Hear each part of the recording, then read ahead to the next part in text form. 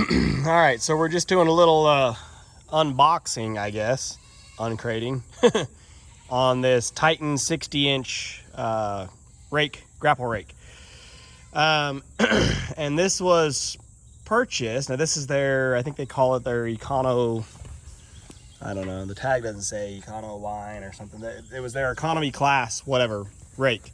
And I want to say, man, I checked the price, but I want to say it was like $1,500 maybe.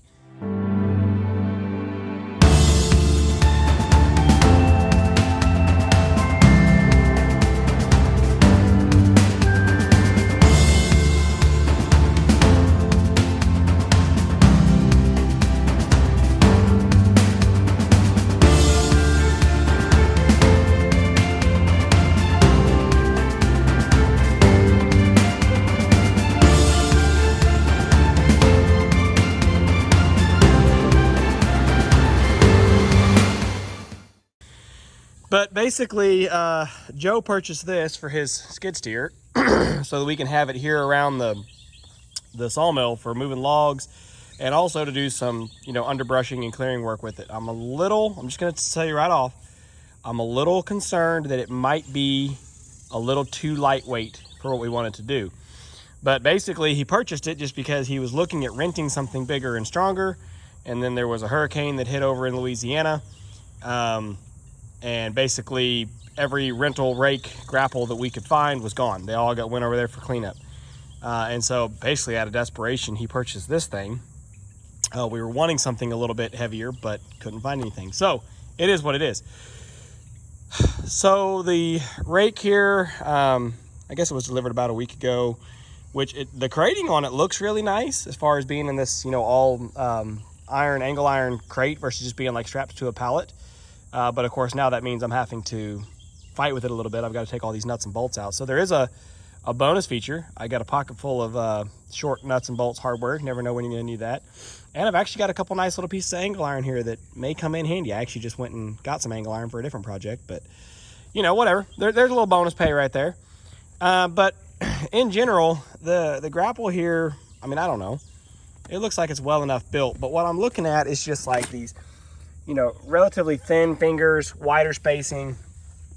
I've seen a couple pictures that guys posted where like some welds broke down here. Now, if the welds break, as long as nothing is drastically bent, okay, fine, we can fix the welds. But for today, I've just got to get it out of the crate. We're going to get it on the skid steer and at least test it out a little bit here on site. I've got some logs here that I can move with it. It's muddy and nasty today, but I'd like to get some of those moved and put in the log yard where they belong. And we've got a whole bunch of slabs, scrap, that's been coming off the side of the mill that we've been putting off and putting off and putting off. Well, I say we, Joe has been putting off cleaning up his mess. So I'm going to get this grapple uncrated here.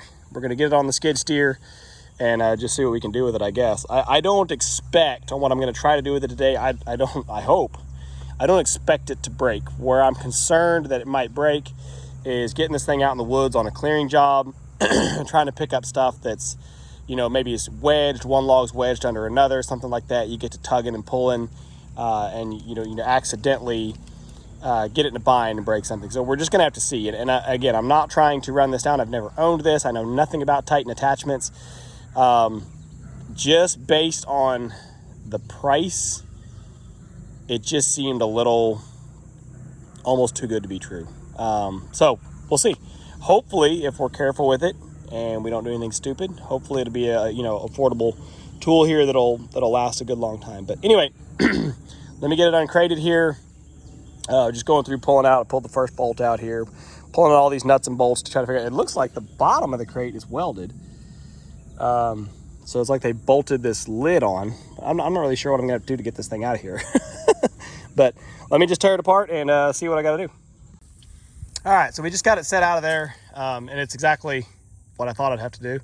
Got that top lid pulled off, and I just went through with the tractor forks and slid in here and got underneath of this bar and that front of the grapple. I was afraid if I grabbed just under the grapples that the cylinders would want to open up, and not lift. I wanted to get down underneath the bottom frame and the front bottom crossbar, but I couldn't get my forks down in there. Anyway, got a fork under this side and a fork out here, and was able to pluck it right up out of there and set it down. Doesn't look like I bent or broke anything yet. So now we'll take a look at these hoses. They got them strapped on here. So we'll cut these hoses loose. Hopefully the dang fittings match up. I mean, hydraulic fittings for something like this should be relatively standard sized, but let's get all that unwrapped, and let's get the skid steer over here and try to get it hooked up. Okay, so we got it snapped on there. That was easy enough. Everything hooked up, fit up just fine. Hoses fit up just fine. And I've moved a couple of scoops already, but what I wanted to go over just real quick on an initial reaction is this, how far it opens, okay? So that's maxed out. That's as far as it can go. And I think tip to tip, I haven't measured, but I'm thinking that's right at about 36 inches, maybe. Which is, ideally, that's about the biggest log we'd ever try to move with it. But I would prefer if that grapple, if it opened up a lot wider to where, you know, these hooks basically were up here.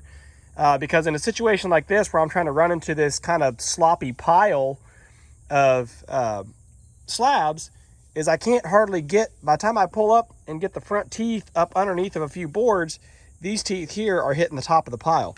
So I'm having to kind of tear the top of the pile down and kind of make this whole pile a little bit lower, which again, that's kind of our fault for letting this stack up like it did.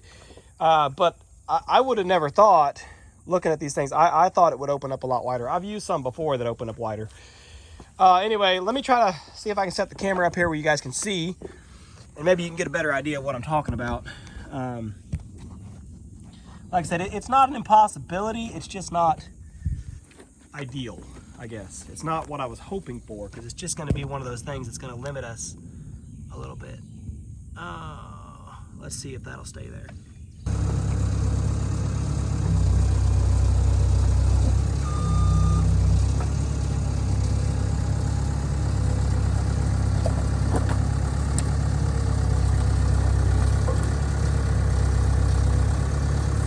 Hooks are already wanting to hit.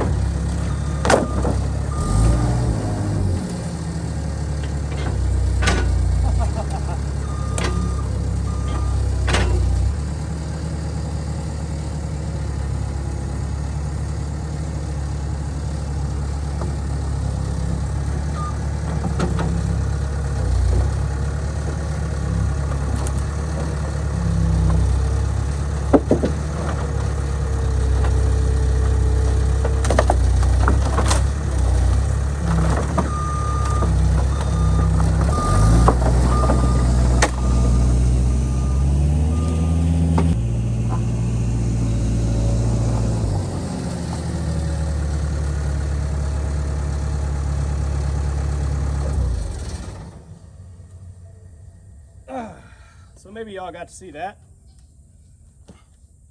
That's what I was trying to say. So if the pile's too tall, having those grapples not want to open up wider is kind of the problem, because now I'm getting to where I'm pushing up against my equipment. Not quite yet, but I think I can still get in here and get it. I just got to be a little more delicate. And like I said, this is partially our fault for letting this pile get this big. Joe had it down where it was already touching. And then I've been running the mill lately. I've been climbing up on top of the pile and throwing slabs on the other side just to get them away from the equipment. I can't walk through here. Can't walk through there. That's not good. Anyway, I'm gonna go ahead and snatch the rest of this out of here. That'll make me feel tremendously better about getting this cleaned up a little bit. I've got this big pile of red oak that's been coming off the mill. I'm trying to decide how I want to, if I want to move it or leave it. But I'm cutting a lot of red oak right now, and I want to actually sort all this red oak out so that I can go back through and cut it for firewood later versus the pine we just burned. So anyway, as far as the grapple, I mean, its capacity seems okay. I get a good bite. The machine, you know, packs it no problem. I haven't bent or broke anything yet.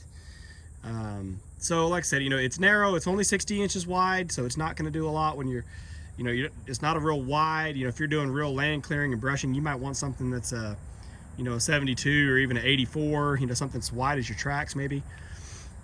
But I think for being a little rig right here around the yard, it's going to work just fine. I'll try to see if once I get this cleaned up, I'll try to see about getting a couple logs and see how it does there.